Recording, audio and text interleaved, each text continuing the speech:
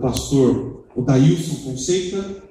Ele, a partir de agora, vai conversar com vocês. Em algum momento vocês podem ter algumas dúvidas, tá certo? Fiquem à vontade. Pastor Odailson, muito obrigado. O pastor Odailson, ele está aqui com a gente realizando uma semana muito especial, que nós chamamos de Semana Santa.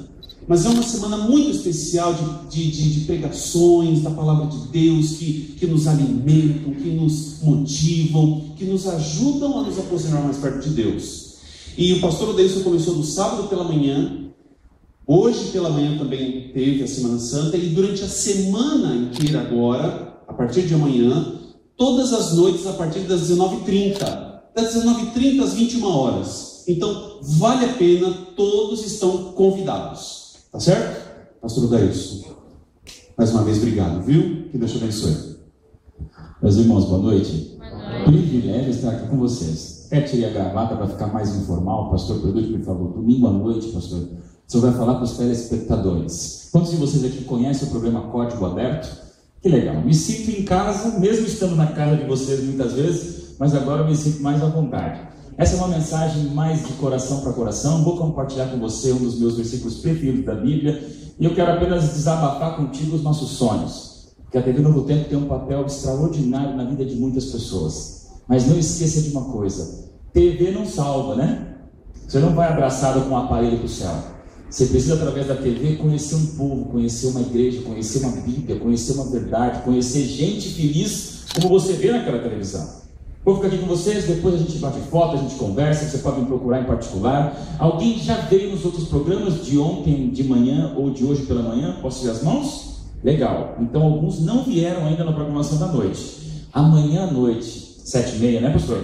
7h30, eu vou dizer para você, tudo que o inimigo faz para você às vezes não ligar no Novo Tempo, ele vai fazer para você não vir aqui amanhã.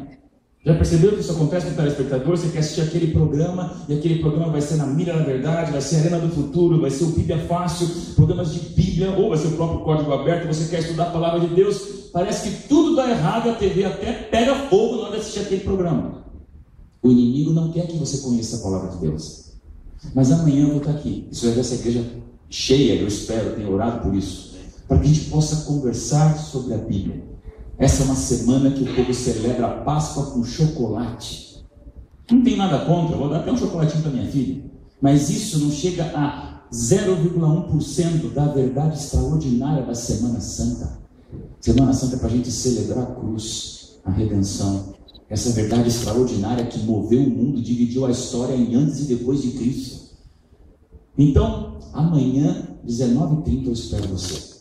Nós vamos falar um pouquinho hoje. Já coloquei ali na imagem algo especial que tem a ver com a minha função com você, que é a TV Novo Tempo. Eu queria contar para você uma história de televisão. Vou contar algumas ilustrações aqui para você entender como janelas mentais aquilo que eu quero te explicar. Tem um programa de televisão que hoje não está mais no ar, mas aqui todos nós que temos mais de 10 anos de vida intelectual, ou seja, criança quem está com 10 anos talvez não lembre, mas quem já está com 15 deve se lembrar, porque quando tinha 5 anos o Brasil só falava nisso. Você sabe que a TV ela é movida por pontos do Ibope, sabia disso? Quando você viu ali, novela Babilônia começou, o Ibope despencou, Jornal Nacional está com o Ibope fraco. Um ponto do Ibope significa 60 mil famílias assistindo aquele programa de televisão, naquele canal, naquele mesmo momento, aqui em São Paulo. Às vezes a gente pensa que o Ibope é nacional. Não, é a Praça São Paulo. Quem está aqui em Santo André, São Paulo, ABC Paulista, recebe um aparelhinho chamado Peoplemeter, que é uma caixinha parecendo da Sky ou da NET, e esse aparelhinho, a família vai recebendo um controle remoto para cada pessoa, e quando você liga aquele canal naquele horário, você manda uma informação para o Centro Nacional do Ibope. Então, um ponto do Ibope são 60 mil famílias ou casas naquele momento assistindo o programa de televisão. Aí você entende a briga por audiência. Durante 5 anos eu estive na direção da programação da TV. Hoje eu continuo apresentando, mas consigo estar muito mais junto à igreja, como pastor e como apresentador e como pregador. Mas durante esses 5 anos eu entendi muito bem claro o que é essa obsessão da audiência, quando você percebe a briga. Canais abertos, cada vez mais lixo mostrando coisa que não presta. Mas agora volta comigo 10 anos atrás. Eu creio que 10 ou 11 anos atrás. Você sabe que o Brasil tem o maior comunicador do país. Esse comunicador não é presidente, esse comunicador não é nem um grande, extraordinário político, mas esse comunicador talvez seja o maior vendedor do Brasil. Um homem que nasceu bem pobre, era adolescente, e ali em São Paulo mesmo, ali no centro de São Paulo tinha uma barraquinha de camelô, começou vendendo relógio. De relógio ele tinha uma habilidade tão fascinante de comunicação que ele enriqueceu como camelô. E de repente ele comprou uma rádio, de uma rádio comprou outra, começou a investir em comunicação, de repente achou uma emissora de TV bem simples, comprou, adquiriu, e hoje ele tem um patrimônio chamado SBT. Quem é o maior comunicador do Brasil? Silvio Santos, meus irmãos. Não adianta. Esse homem fez história no Brasil. Está meio gagá agora, mas não é gagá não. Tudo isso é artimanha de publicidade que ele faz no programa para ele, como um velhinho, ganhar audiência. E falar aquelas bobeiras que ele está falando com 80 anos, pode. Ou mais de 80 já.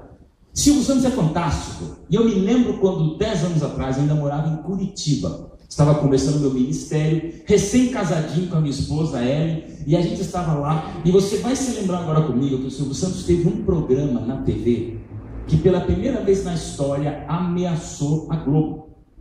Estou falando de um programa muito simples, um programa de perguntas e respostas, que o brasileiro sempre diz, né? Eu ver Silvio Santos? Não, Silvio Santos é brega, não assisto não. Todo mundo já deu uma zapiadinha ali, já acompanhou algum programa do Silvio Santos, Porta da Esperança e outros. E nesse período, uma década atrás, ele trouxe um programa, ou ele inventou, ou ele copiou, um programa que ganhou a simpatia nacional. Pegaria alguém, seu nome? Marlene. Pegaria a Marlene, levaria a Marlene lá no estúdio de televisão, vários sorteios, e talvez a Marlene fosse sorteada. A Marlene sendo sorteada viria para frente, sob as luzes e câmeras do SBT, um programa que virou ao vivo de tanto sucesso que ele pegou, e aí o Silvio Santos ia fazer perguntas para a Marlene, que valeriam 1.000, 2.000, 3.000, 4.000, 5.000, 10, 20, 30, 40, 50, 100, 200, 300, 400, 500 mil reais. E a pergunta que a Marlene iria querer acertar por tudo na vida, que valeria o quê? 1 milhão. 1 milhão de reais. Que programa era esse? Show do milhão. Show do milhão. Esse programa ficou 5 anos na tela do brasileiro. E ele ganhou tanta audiência, porque o brasileiro parava para assistir. Não, eu assisti Silvio Santos? Não, eu? Por acaso na sala, por acaso no sofá, por acaso com controle remoto, por acaso no SBT, por acaso respondendo as perguntas da minha esposa. Essa eu acertava. Porque o povo queria ver alguém levar 1 milhão de reais. Aí agora você vai entender por que eu estou contando essa história para você. Era uma terça-feira, chovia em Curitiba. Eu estava na minha casa e naquela noite, de novo, por acaso no sofá, por acaso, no SBT, assistindo o Show do Milhão.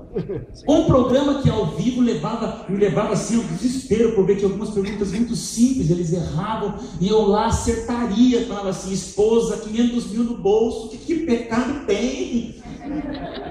Era aquela terça-feira. Parece que naquele dia todo mundo foi muito ruim, porque geralmente eram 4 pessoas que faziam o programa de 1 hora, mas naquele dia, depois da 4ª pessoa, Silvio Santos olhou pelo relógio, o programa ao vivo, tinha que encher o tempo, ele viu que tinha mais tempo para mais um candidato. E agora talvez até você se lembre, porque aquilo ali marcou minha vida.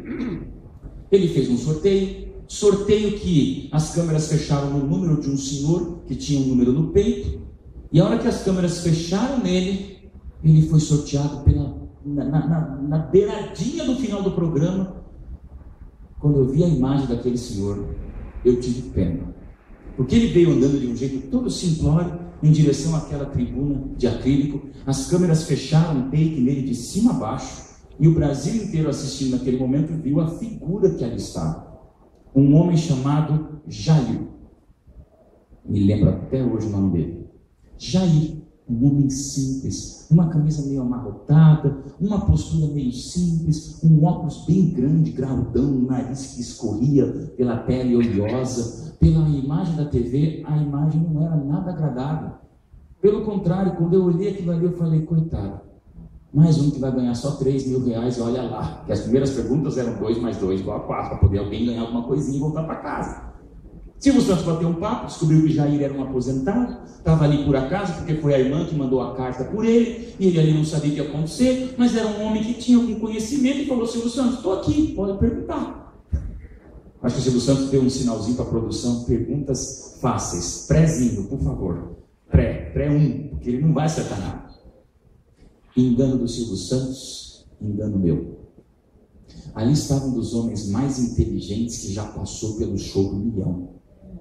Ele começou a responder as perguntas com tanta capacidade que ele olhava a pergunta, letra A, certo, letra C, certo, letra B, certo, certo, certo, certo. Simplesmente Jair, aquele homem se apareceu naquele momento como um monstro do conhecimento. Aqui você vê no olho dele. Jair começou a responder tão certo que eu parei, minha esposa sentou no sofá e a gente começou a olhar, porque em questão de segundos ele já estava na pergunta de 100 mil reais. Ele acertou 10 perguntas direto. E ele não pediu placas, não pulou, não pediu universitários. Tinham várias ajudas naquela época que você podia. E você falava assim, ele não usou nenhum elemento de erro ainda. Pergunta de 100 mil reais, acertou. 200 mil reais, acertou. 300 mil reais, perguntas impossíveis de filosofia com química, física, um pouco de geografia, e olha lá se não tivesse política, tudo uma pergunta só, não dá para acertar. E Jair olhava, 300 mil reais, acertou. Pergunta de 400 mil reais, Silvio Santos parou o programa. E eu quebrei a televisão. Eu falei, que maldade! Um homem inteligente como esse! Silvio Santos nunca foi bobo nem nada. Ele sabia com quem ele estava lidando. E pela primeira vez na história, ali estava um homem com uma inteligência tão absurda e superdotada, que talvez fosse realmente o primeiro homem que teria condição de chegar a R$1 milhão. Silvio Santos parou o programa e fez o quê? Você volta aqui semana que vem. Durante a semana inteira, eles fizeram uma lavagem cerebral no povo brasileiro na hora dos intervalos publicitários do SBT. Se você ligasse em qualquer número do SBT, você ia ter uma propaganda dizendo: não perca na próxima terça-feira, show do milhão espetacular, extraordinário, aquelas coisas do SBT, né? Luz piscando, aquelas coisas na tela, dizendo assim, e até inventaram um slogan, veja que inteligência, né? Semana que vem, Jair, o homem enciclopédia, o primeiro homem real candidato a ganhar R$1 milhão, não perca por nada. Meus amigos, aquela semana o Brasil só falava nisso. Jair, Jair, Jair, Jair. O que aconteceu? Chegou terça-feira. Eu, por acaso em casa, por acaso na sala, por acaso no sofá, por acaso o celular desligado, ninguém me atrapalha, eu vou assistir o Jair. E o programa começou, era 9 da noite, era ao vivo. Eu não sei o que o Silvio Santos fez, mas naquele dia ele segurou o programa por mais de 2 horas. Foi o recorde de audiência na história do SBT, todo mundo lá, o Brasil caiu fora da Globo, vamos ver o Jair, vamos ver o Jair. Porque você se identifica com pessoas comuns como você, e com uma inteligência em comum. Se você não segurou, porque no Ibope você tem como saber minuto após minuto com a audiência. E ele viu que a audiência estava lá, ele nunca ganhou tanto dinheiro, Silvio Santos, com audiência, propaganda e marketing, como aquele período. Até que quase 11 da noite o povo não aguentava mais, aí ele falou, sem dúvida nenhuma, eu sei que vocês querem a grande atração da noite. Silvio Santos, né?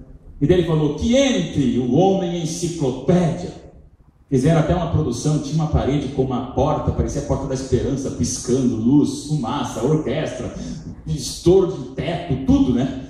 E aí apareceu o Jair, com o mesmo jeito, mesma roupa simples, encurvadinho, óculos escorregando no nariz. Chegou, o Silvio Santos recuperou as perguntas, fez um histórico e disse para o Jair, pronto para a pergunta de 400 mil? Jair disse, pronto. Qual foi a resposta? Certo. 500 mil? Certo. Meus irmãos, nunca, em toda a história do show do milhão, alguém chegou na pergunta de R$1 milhão, sem pedir placas, universitários, pular, ajuda ou errar. Agora vocês vão se lembrar comigo desse programa que era uma regra um pouco diferente. Até então, se você errasse, voltava com metade do dinheiro no bolso. Então, se estava com 200 mil, errou, volta com 100 mil. De 500 mil para 1 milhão, era tudo ou nada. Lembram disso? R$1 milhão. 20 segundos, uma maletinha fechando no rodapé da televisão. E a pessoa tinha 20 segundos para decidir se respondia ou não, porque se ela acertasse, R$1 milhão no bolso. Se ela errasse, nada. Voltava com R$200 para pagar o ônibus de volta. Uau! Tanto é que alguns chegaram à pergunta de R$1 milhão. Só que daí, me perdoe, nem Einstein responderia. Eles já faziam perguntas assim, quanto é 3 trilhões 247 milhões vezes 2 bilhões vezes 500, para você em 20 segundos não ter como responder. Quem era a prima da avó, da vizinha, do tio, do cachorro, da sobrinha, do presidente que morreu há 200 anos atrás? Não dá. Eles faziam coisas assim impossíveis que você olhava e dizia: que crueldade essa pergunta, hein? Mas ok, o cara dizia o quê? Não respondo. Me dá 500 mil reais, eu volto feliz para casa. Aí você vai se lembrar do que aconteceu com Jair. Não se sabe explicar o que houve. Mas a verdade é que a pergunta que era para ser a mais difícil de todo o programa, o que apareceu na tela, um aventureiro, um escoteiro saberia responder. Ou até uma criança de, talvez, primeira série. Porque, para o susto de todos, a pergunta que apareceu na tela, valendo R$1 milhão para Jair, o homem mais inteligente da história do Show do Milhão, foi uma pergunta que dizia apenas o seguinte: quantas letras existem na bandeira do Brasil? Lembram disso? Isso viralizou no Brasil. Porque Jair olhou, Silvio Santos empalideceu, deve ter olhado para a produção, dando uma bronca, porque falou: que pergunta ridícula é essa, R$1 milhão do meu dinheirinho? Dinheirão, né? Jair olhou as opções e disse o quê? Respondo. A maletinha nem fechou mais. Durante 2 segundos ele já respondeu. Tá lá, 16. Que opção? 14, 15, 16 ou 17? 16. Suspense geral. Todo o Brasil sem respirar para ver a resposta. Ninguém nem preocupou-se, porque a pergunta era muito simples. E a resposta, 16. Até que de repente piscou na tela a resposta certa. E essa é a cena do exato momento onde a resposta que apareceu na tela para todo brasileiro ver apontava como resposta certa que número? 15. Quando apareceu 15, essa foi a cara do Jair. Silvio Santos petrificado. A multidão fez um... E eu lá em casa, em Curitiba, sozinho na sala com minha esposa, comecei a contar no dedinho. Meus irmãos, quantas letras tem na nossa bandeira? 15. Jair foi o único homem que chegou na história do Show do Milhão a responder a pergunta de R$1 milhão. E Jair foi o único homem na história do Show do Milhão que voltou para casa com R$200 no bolso. Você acha que eu dormi aquela noite? Não dormi não. 3 da manhã minha esposa: amor, dorme. Eu não durmo. Amor, o Jair, meu herói. O Brasil inteiro torcia por ele.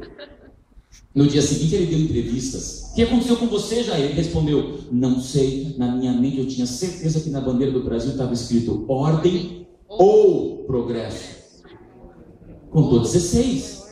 Mas não me satisfez, meus irmãos, porque um homem inteligente como ele, que respondeu perguntas complexas de química e física, como é que o cérebro dele não viu que nós temos na bandeira ordem e progresso? Ou você tem ordem, ou você tem progresso. Não existe isso. Ainda não dormi. 3 dias depois, eu recebi a resposta que eu queria, para pelo menos entender. Eu estava zapeando pela internet, vendo alguns chats de discussão, tinha uma transmissão online de uma doutora em psicologia chamada Susan Yoda.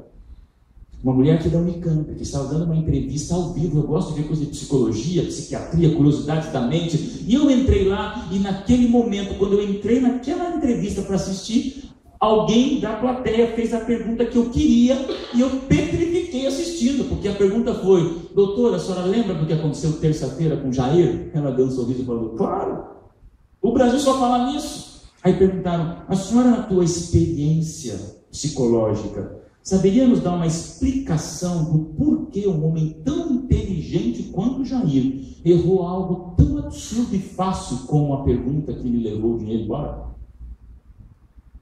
Naquele momento, ela disse: o que aconteceu com Jair pode acontecer com todos nós. 10 anos depois, eu ainda não esqueço da resposta dela.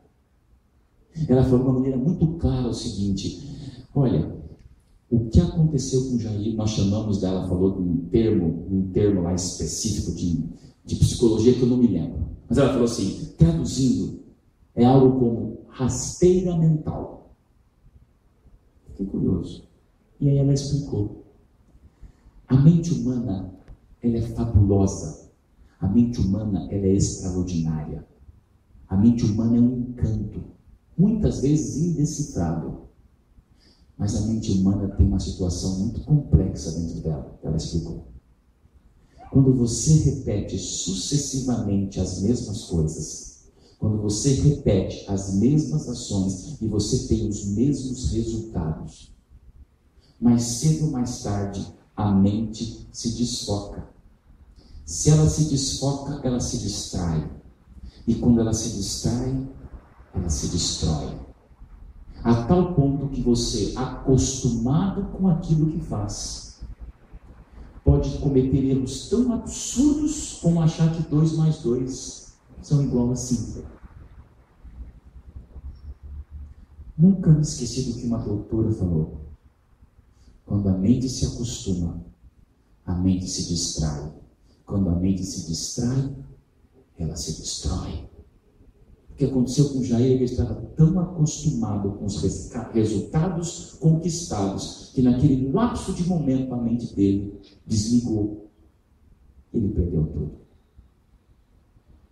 Meus amados irmãos, eu não gastei esse tempo todo numa história, se não fosse a razão da minha mensagem para vocês hoje. Você está aqui na igreja, você leva uma vida, você tem sonhos, dúvidas e pesadelos. Você tem o direito de descobrir as coisas, só que sabe qual é a maior tentação que o diabo tem na nossa vida? Nem sempre Satanás aumenta a fogueira. Nem sempre Satanás faz com que a perseguição do inferno encare você. Se o inimigo conseguir fazer com que você entre na zona de conforto, ele ganhou você. É zona de conforto para quem está na igreja, fora da igreja, quem está com Deus, quem está fora, quem lê a Bíblia, quem não lê. Zona de conforto é o maior perigo do ser humano, porque na zona de conforto a gente perde o prumo aos pouquinhos. Numa noite dessas, não perca quinta-feira, quando eu vou contar o milagre de Pedro andando sobre as águas, aos pouquinhos que a gente vai se perdendo. Eu queria ler para você o que está em Filipenses 3, 13 e 14. Como eu disse, é um dos versículos preferidos meus, sei de cor. Mas vou ler junto com você na palavra de Deus. Abra a sua Bíblia. É bom demais ter a Bíblia como esse livro sagrado nas nossas mãos. E esse é um texto tão encantador que eu fico assim pensando, Senhor, Paulo foi muito iluminado para escrever isso. Paulo, na sua biografia, na sua autobiografia em Filipenses, ele conta o segredo do sucesso dele, como um herói da fé. Vou esperar vocês, tem gente ajudando, que legal. Filipenses 3, 13 e 14. Esse é o texto dessa noite para você se lembrar nos seus momentos devocionais e quando bater aquele desespero da vida no teu coração. Filipenses 3, 13 e 14. Olha que fascinante. Diz Paulo: irmãos, quem sabe dizendo para você aqui, né? Irmão que assiste a Novo Tempo, meu amigo que está ali em Santo André, quanto a mim, não julgo havê-lo alcançado, mas uma coisa eu faço. O quê? Esquecendo-me das coisas que para trás ficam e avançando para as que diante de mim estão, eu prossigo para o alvo, para o prêmio da soberana vocação de Deus em Cristo Jesus. Quem faz uma coisa é especialista. E Paulo resume toda a sua luta espiritual em uma única atividade. Sou fascinado por Paulo, porque ele é inteligente para talvez dizer aqui, 27 passos para você chegar no prêmio. E ele consegue de uma maneira habilidosa transformar toda a sua vida cristã numa única regra, num único recado, numa única dica, num único conselho para mim e para você. Está na Bíblia. Uma coisa eu faço, esquecendo-me das coisas que para trás ficam, eu avanço na direção das que estão diante de mim, para o alvo da soberana vocação de Deus em Cristo Jesus. Sabe o que é isso? Meus irmãos, tudo que você estuda na Bíblia, tudo que você descobre no Novo Tempo, tudo que você vê numa igreja, que no mínimo seja a igreja da verdade, que apresente a verdade do jeito verdadeiro, não é ficar nos argumentos daquilo que passou, é ficar na projeção daquilo que está vindo. Nós temos que saber a verdade, não para ficarmos lá atrás, sabemos a verdade para andarmos para frente. E aí eu te conto a história de Jair, que Paulo conseguiu vencer a tentação de Jair. Paulo era um homem que podia olhar para trás e se acomodar. Por quê? Conhecia a Bíblia, tinha a verdade. Também como Saulo tinha sido um grande mercenário, um exemplo, um homem de conquistas. Saulo ou Paulo olhava para trás, tinha passado. E aí sabe o que ele descobriu? Não importa onde eu fui, não importa o que eu fui. O que importa é para onde eu estou indo. Eu esqueço o que me domina lá atrás e liberto, eu sigo para frente.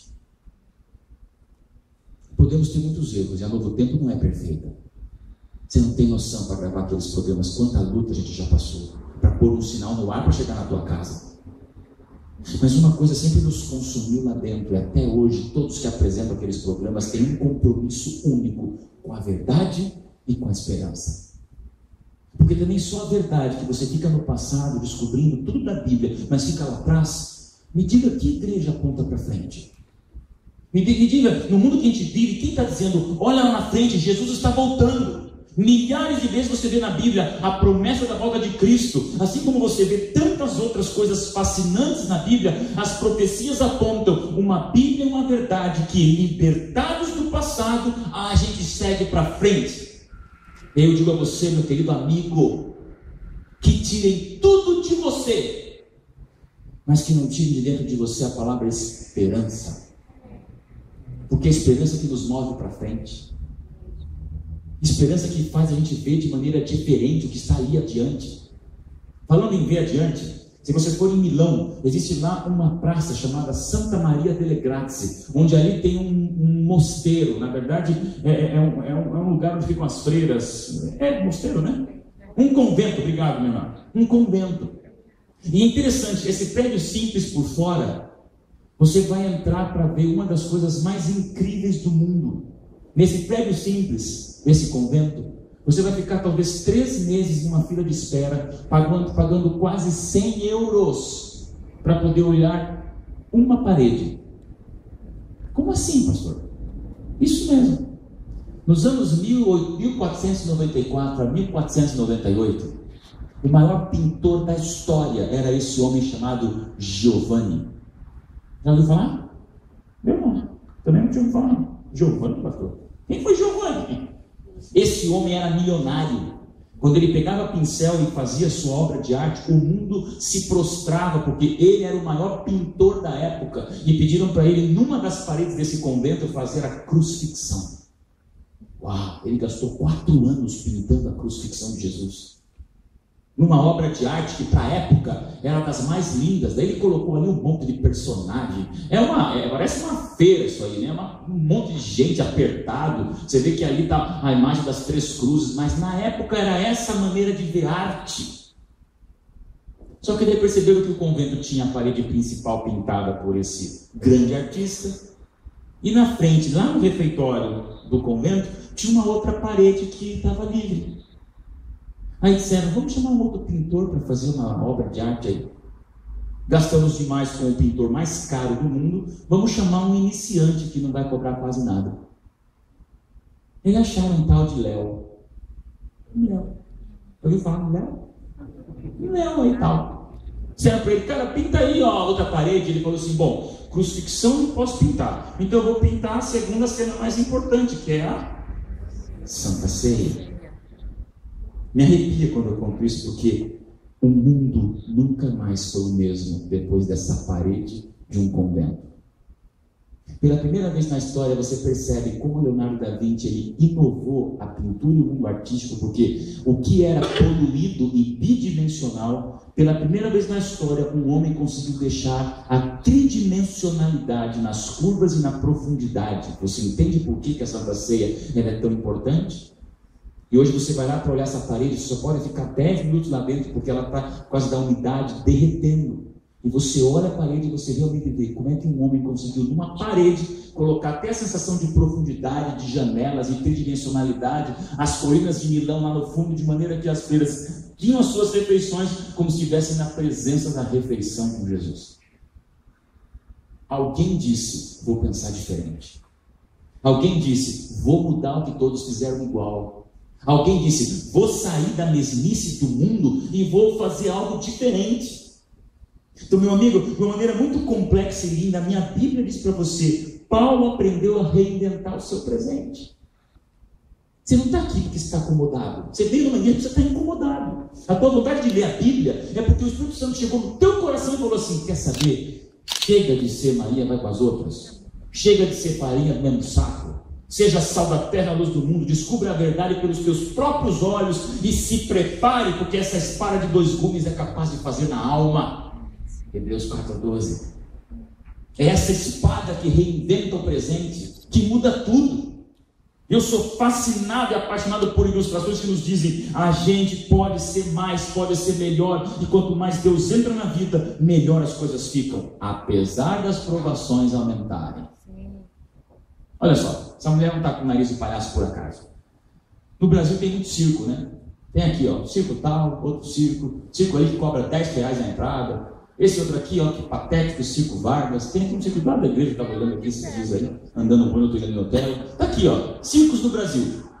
Esse aqui, coitado, você vê o malabarista ali, o trapezista, como é forte, ó. Né? Mas sabia que tem outro tipo de circo, né? Que você vai gastar $80 ou mais para você ver um espetáculo que hoje virou o maior empreendimento de entretenimento do mundo, depois da Disney, chamado Cirque du Soleil. Um dia eu recebi um livro do Cirque du Soleil para entender um pouco mais os bastidores desse empreendimento espetacular. Ele tem quase 20 shows espalhados pelo mundo. No Brasil, não sei se vem mais, veio um pouco, mas ele vai para os lugares mais caros do mundo, tem vários espetáculos. 13.000 pessoas trabalham lá, mais de 100 países representados. E algumas coisas curiosas do Cirque du Soleil que faz a gente ver na nossa vida prática algumas lições. Você não pode se oferecer para trabalhar lá, eles que vão chamar você. O Olimpíada do ano que vem, no Rio, vai vir olheiro do Cirque du Soleil perceber aqueles trapezistas, aquele pessoal da ginástica olímpica que com 22 anos já tem que se aposentar. Aí eles chamam para trabalhar no circo. Ganham muito bem. Essas maquiagens que você vê que fez o Cirque du Soleil em algum lugar espetacular, diferente de tudo que era circo do passado, eles não têm maquiador. Cada funcionário, cada atleta, cada artista tem que maquiar-se a si próprio. Às vezes algumas maquiagens difíceis levam até 2 ou 3 horas. Ele tem que fazer. Outra coisa interessante. Quando você vai entrar para trabalhar no Cirque du Soleil, a sede fica em Montreal, no Canadá. Guy Laliberté é o dono do circo, hoje um dos homens mais ricos do Canadá. Ele começou igual o Silvio Santos, num sinaleiro, andando de perna de pau pedindo esmola. Só que era um homem com uma visão que começou a ter amizades, fazer um pequeno empreendimento, e daí ele inventou o Cirque du Soleil. Quando você vai trabalhar lá, eles têm uma cerimônia chamada Cerimônia da Confiança. Olha que coisa bacana. Você pode ser um músico. Talvez você não vai ser nem o ator, o artista ou o esportista do circo, vai fazer algum malabarismo especial. Pode ser um músico, pode ser o palhaço, só vai fazer os outros rirem. Todo mundo que vai trabalhar no picadeiro, no palco, tem que participar de uma cerimônia que eles chamam de Cerimônia da Confiança para você entrar lá. Depois de vários dias treinando, entendendo a filosofia dessa empresa de entretenimento, no dia que você realmente assinar o teu contrato de trabalho lá, eles levam você num dos palcos desse grande, são vários quarteirões, desse grande centro de treinamento e contratação do Cirque du Soleil lá no Canadá, e eles levam você no topo do picadeiro, no topo de uma plataforma onde acontece o malabarismo, onde acontece aquele pessoal, né, que vai para cá, vai para lá, pulando. Uma venda é colocada nos olhos do futuro contratado. Ele fica na frente daqueles vazios que são vários metros no chão. E aí alguém conta 1, 2, 3. Depois de contar 3, essa pessoa tem que pular de olhos fechados no nada, caindo em queda livre. E ele tem que saber e acreditar que aquele é o exato momento que o trapezista vai vir no sentido contrário, pegá-lo no ar e depois colocá-lo em segurança na rede logo mais abaixo. Você pularia de olho fechado confiando no trapezista alheio? Eu não quero gastar tempo para você de circo, mas me chama a atenção porque esse que é o homem mais rico do Canadá escreveu num livro que eu recebi, A Reinvenção do Espetáculo, algumas frases que fazem a gente entender como a gente, como cristão, deveria aprender muito mais a inovação e sair da zona de conforto. Ele diz: a vida é curta demais para a gente fazer algo que não nos apaixone. O maior perigo não é fracassar, é se acomodar, pôr a vida no piloto automático. E ele continua, né? Nós precisamos de 100% de segurança o tempo todo e 100% de estética. São as metas do Cirque du Soleil. Aí eu vou ler para você um outro texto, que não é de um circense, mas de uma profetisa que escreveu mediante a inspiração de Deus. Algumas frases que me chamam a atenção. Avancemos no caminho do céu. Não negligenciemos nenhuma oportunidade que, se aproveitada, nos tornaria mais úteis no serviço de Deus. Amados, por que você está numa igreja adventista? Porque nós temos que ser 100%. 100% urgentes, 100% verdadeiros e 100% eficazes. A palavra de Deus, ela divide. Quando você vê profecia, você lê os 10 mandamentos, vê o santuário, entende como os livros escritos em milênios de diferença, eles se encaixam de uma maneira poderosa. Não tem como, esse livro é sobrenatural. E aí eu te pergunto, você procura o que quando você vai numa igreja? Primeiro, a verdade. Segundo, a impaciência para que Jesus volte logo. Terceiro, a relevância na vida das pessoas. Urgência, verdade e eficácia. Eu amo a igreja que eu pertenço. Eu digo a vocês com todo carinho no coração. Não é que um pastor adventista falando para você. É um cristão que estuda a palavra de Deus. E sempre digo isso em público e em púlpito, custe o que custar e assuste quem assustar. Você não está numa igreja por causa da fachada dela. Você não está numa igreja nem por causa do nome dessa igreja. Você não pode estar numa igreja nem por causa do pastor. Eu gosto do pastor Perdude, o pastor Daílson falou, gostei, eu quero isso do pastor Daílson. Para com isso. Você está numa igreja porque a igreja que você estiver tem que estar completamente de acordo com a verdade que você descobre. E aí, meu amigo, não tem igreja famosa ou discreta, rica ou pobre, adventista, católico, batista, assembleiana, universal, budista, ateu, agnóstico, não sei. Tem mais de 2.000 religiões só na América do Sul dizendo tenho a verdade. Como é que você vai saber a verdade? A igreja da Novo Tempo? A Novo Tempo ajuda a mostrar a verdade que você tem que descobrir por você mesmo. Aí, meus irmãos, digo a vocês, se um dia na minha vida, eu falo isso perante Deus, se um dia na minha vida eu entender que a Bíblia fala uma coisa, e esta igreja que chamamos de Adventista do Sétimo Dia começar a falar outra, meus irmãos, a gente tem que sair dessa igreja. Porque mais importante que o nome de uma igreja é a combinação com a verdade, para que a gente salte fora dessa zona de conforto que pegou o Jair. É a verdade que nos fascina. E aí eu amo essa igreja porque eu vou te dizer uma coisa, é tão complexa algumas coisas, que quando você estuda a fundo, é fascinante de ver. A igreja adventista, ela é um movimento, mais do que uma igreja. Porque a igreja passam séculos, vai ficando cada vez parece que maior, vai engordando com seus templos, com suas paredes de concreto, com sua estrutura, e de repente você vê que um movimento que começou tão bonito lá, virou igreja e séculos depois se perdeu no tempo. Muda até a Bíblia, muda a verdade. A igreja adventista tem que ser um movimento, porque movimento é o que você vê quando o povo sai na rua falando contra o governo, viraliza no WhatsApp, vamos fazer um panelaço, todo mundo, movimento. Agora imagine uma religião que é um movimento onde você ativamente diz para o mundo, eu tenho algo que eu tenho que contar para você, eu tenho algo que move a minha vida. A igreja adventista é mais movimento que religião, porque ela é um movimento que age, descobrindo a verdade, ela é impaciente. E me diga uma outra igreja que diz, Jesus está voltando, a minha geração, não fomos feitos para cá, fomos feitos para o céu, é para lá, é para frente, esquecendo que das coisas que para trás ficam, eu vou na direção do prêmio da soberana vocação de Deus em Cristo Jesus. Começou com Paulo, tem que continuar com a gente, e é isso que me fascina. Será que basta sermos 100%? Mais uma história para vocês. Recebi um convite alguns anos atrás de viajar o planeta para ir do outro lado do mundo. Tinha um congresso de jovens. Eu fui líder de jovens durante um bom tempo antes de ir para a TV Novo Tempo. E aquele congresso aconteceu em Taiwan.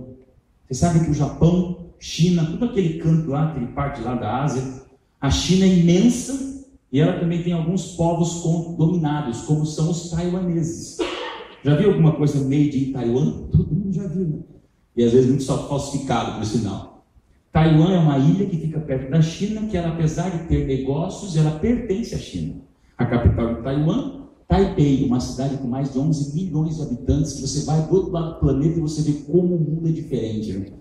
Eu cheguei lá, você vê aqui um dos pontos turísticos da cidade, né? O maior camelódromo que eu já vi no mundo. Olha as propagandas, é uma enxurrada de coisas. Tudo verdadeiro. Eu acho que não, do original, né?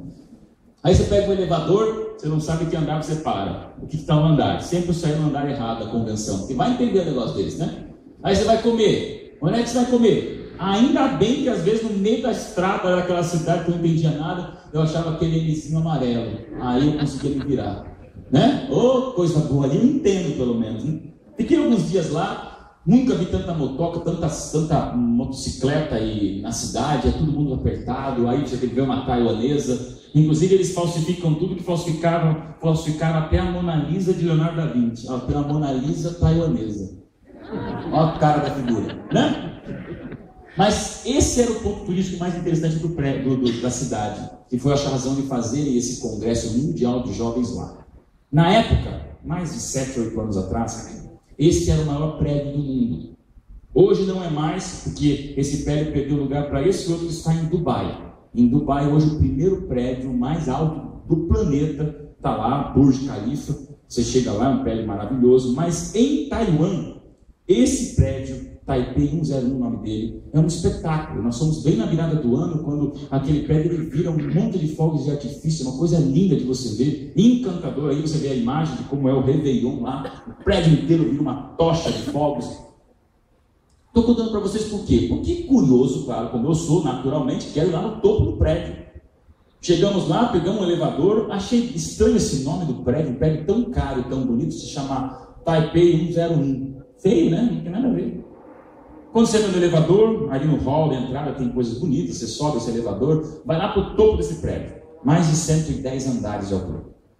Olha aquela cidade imensa embaixo. Enquanto eu olhava as paredes, meus irmãos, eu vi uma coisa interessante.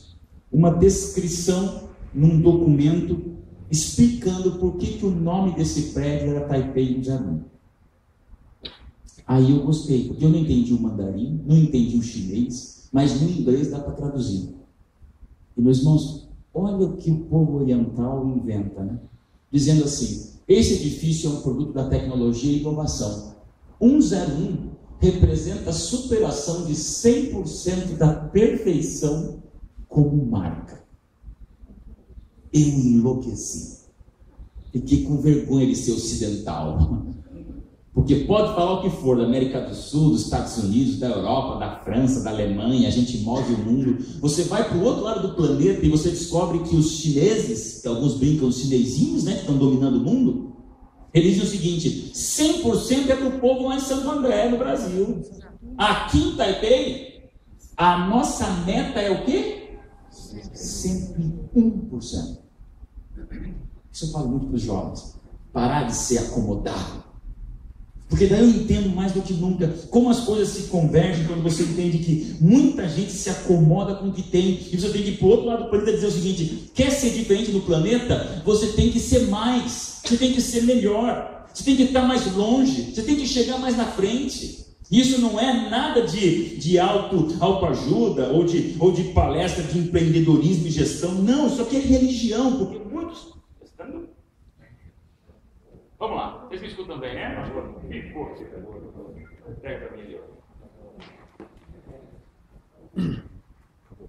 Desligou mesmo.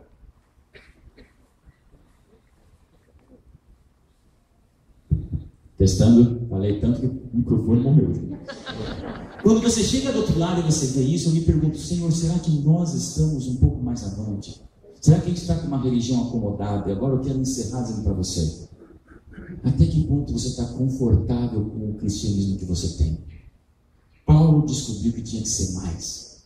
Deus entrou em pele humana e através de Jesus mostrou para o mundo como é sair da zona de conforto. Não perca amanhã à noite. Eu vou falar todas as noites de Jesus, milagres, até o sábado na Semana Santa você entender tudo que Cristo fez foi do avesso para o mundo. Jesus não era 100%, era 150% ou muito mais. Porque 100% eram os fariseus que diziam assim: estou bem, estou feliz, estou bom. Aí vem um nazareno, carpinteiro, comum, totalmente normal, invisível para o mundo que estava, e começa a fazer um monte de coisa. Todo mundo diz: quem que é esse camarada? Um tal de Jesus, que vira Cristo, morre por todos nós, e o cristianismo começa. Meu amigo, não para de estudar a Bíblia. Se você quer ser mais, se você quer sair da zona de conforto, se você quer, como Paulo, saltar do passado e viver no futuro, se você quer ser muito mais do que 100%, se você quer ser eterno, não para de estudar a Bíblia. Você vê que eu não vou nem pedir para você: venha para a igreja adventista. Não. Eu só vou te pedir uma coisa: não para de estudar a Bíblia. E ponto final. Não tem pastor, não tem bispo, não tem padre que falem mais do que o que está na Bíblia. E por isso que essas escolas que você tem aqui, esse estudo da Bíblia, que você tem aqui a classe bíblica, o programa Bíblia Fácil. Você sabia que na TV Novo Tempo, os programas que mais dão trabalho para a gente na técnica são os programas de Bíblia? Uma vez eu comecei o Bíblia Fácil, quando a gente começou o Bíblia Fácil, para gravar, na hora da gravação, sempre a máquina pifava. Eu estava lá, na mira da verdade, quando entrava no ar, incrível, qualquer outro programa, tudo funcionava. Na mira da verdade, entrava no ar, a luz apagava. E muitas vezes transmitimos com a luz pela metade. Falava: continua no ar, porque é o diabo querendo que as pessoas não vejam. Porque é a Bíblia. Não é a igreja adventista, é a Bíblia. O mundo quer aprender mais, o mundo quer saber mais, claro que quer. Mas eu posso dizer uma coisa: aqui você está encontrando como sair da mesmice e ser diferenciado na palavra de Deus. A gente tem que se despedir. Mas eu quero abrir meu coração te dizendo: não desanima, porque Deus te trouxe aqui, não foi por acaso. Um dos maiores heróis que eu vi na minha vida até hoje foi Pecado. Quando eu estava no Nordeste, uma das regiões mais quentes do Brasil se chama Caruaru. Nós fizemos um encontro com 8.000 jovens, que foram para um lugar onde todo ano aqui na Semana Santa, a Globo sempre transmite sempre tem uma matéria sobre um evento que acontece no Nordeste, com atores da Globo, sobre a Paixão de Cristo. Vocês lembram disso? Lá se chama Nova Jerusalém. E quando eu estava lá no Ministério Jovem, nós conseguimos todo aquele teatro, que são 8 palcos, para levar jovens adventistas a fazerem um acampamento no cenário de Nova Jerusalém. Foi uma bênção conseguir esse lugar. Um evento que marcou a vida de toda aquela geração de jovens que estavam. Essa é a imagem do sábado de manhã. Todos se vestiram com roupas típicas. Aquele de costas sou eu, dizendo para eles: que privilégio estarmos aqui, que sábado único. Mas sabe o que me marcou desse Campori todo? A gente chama de Campori, que é esse encontro de jovens. Nesse sábado à tarde nós tivemos a grande final do concurso de Bíblia que nós tínhamos. Eu tinha 7 regiões no Nordeste, nem todas igual a estados. Às vezes um estado tinha 2 e 2 estados ajuntavam numa região. A igreja tem essas divisões para poder dar mais assistência. E das 7 regiões, eu pedi para cada líder dessas regiões escolher um jovem, para que fosse o jovem até 25 anos que soubesse mais Bíblia de toda aquela região. Os 7 finalistas foram naquele palco, e ao entardecer eles iam fazer a prova que valeria o grande vencedor, que a gente chamava do melhor da Bíblia na época. Ele ganharia uma viagem, íamos pagar para ele estudar teologia, ia ganhar um computador, um prêmio, que a gente ia valorizar esse jovem que estudava a Bíblia como ninguém. O vencedor foi esse rapaz aqui, Jailson. A prova foi tão difícil que eu falei com os professores do nosso seminário lá no Nordeste: faça uma prova de 50 perguntas que ninguém acerte. Não posso ter empate. Então vocês vão fazer perguntas de R$1 milhão, mas eu não posso ter empate. E eles fizeram. O segundo lugar não acertou nem 30 perguntas, porque era para ser difícil, assim, as 50 perguntas da Bíblia. Jailson ganhou de lavada, porque o segundo ficou com 30 e ele acertou 47. Só faltava 3 para ele gabaritar a prova. De maneira que ele acertou tantas perguntas que eu fiquei impressionado em ver como um jovem com um pouco mais de 21 anos sabia tanto da Bíblia. Chegou a hora de premiá-lo. Me arrepia quando eu lembro. Aquele mar de jovens querendo que eu entregasse o troféu para o rapaz, desse jeito simples, que respondeu como ninguém a palavra de Deus. Eu já sabia o que eu queria ensinar para aqueles jovens. Tanto é que a cena foi muito assustadora, porque o Jailson ficou ali, esperando receber o troféu, né? E eu cheguei com o troféu. Imagina, o líder do evento, eu era ali o mais responsável por aqueles jovens. E aí eu cheguei com o troféu para dar para esse rapaz. Sabe o que aconteceu? Ele me esnobou. Não pegou o troféu. Fiquei fazendo papel de tonto, porque eu fiquei assim com o troféu e ele olhando para o povo. E eu lá, com vergonha. Foi ficando um silêncio, sabe como o jovem é? Começou um vixe. Aquela coisa de jovem, né? E eu deixei uns 10 segundos, eu paralisado, e o Jailson me esnobando na frente de todo aquele povo. Até, meus irmãos, eu esperava um pouco mais e chegar pertinho dele. Aí quando eu cheguei pertinho dele, eu encostei o troféu no corpo dele. Testando. Quando eu encostei o troféu nele, na mesma hora ele se virou para mim. Tem até efeito musical nessa hora. E quando ele pegou o troféu, aí os jovens entenderam o que estavam vendo. Jailson com 21 anos. O jovem que mais estudava a Bíblia de todo o Nordeste daquela época, tinha nascido completamente cego. Quando os jovens viram que aquele rapaz não enxergava, eu nunca vou me esquecer do silêncio petrificador daquela multidão. Porque o Jailson não enxergava.